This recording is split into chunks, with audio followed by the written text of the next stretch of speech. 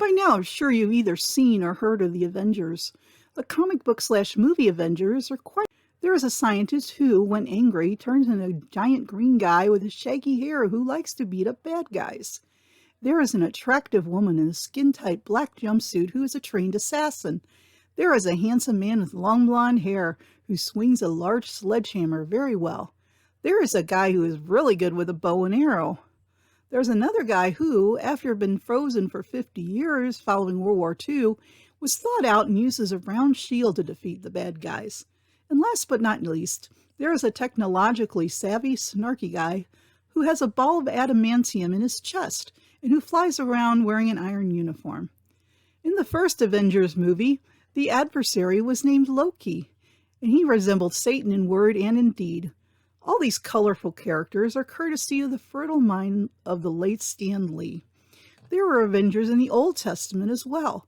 The Avenger of Blood was the person who would chase after a murderer and then kill the murderer.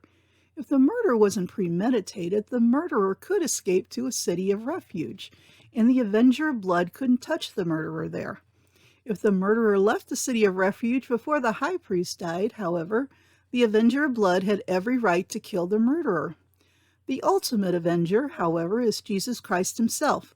At the second coming, Christ will return in the sky, riding a white horse, and all the armies of heaven will ride behind him. Jesus will then defeat the Antichrist and the false prophet, and then they will be thrown into the lake of fire. An angel will then throw Satan into a bottomless pit and lock him up for 1,000 years. Satan will be released from the pit at the end of the 1,000 years to deceive the nations. There will be one final battle, and God will destroy the rogue nations with fire.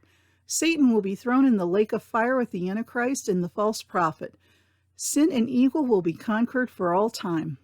People enjoy action hero movies because they represent the eternal battle of good versus evil, and good almost always wins in the movies. But when Christ returns at the second coming, it won't be an action hero movie. It will be the real deal. Will you be with the armies coming back with Christ, or will you be trembling on earth when you see him in the sky? Don't wait too long to make the decision as to what side you'll be on. Thanks for watching. See you next time.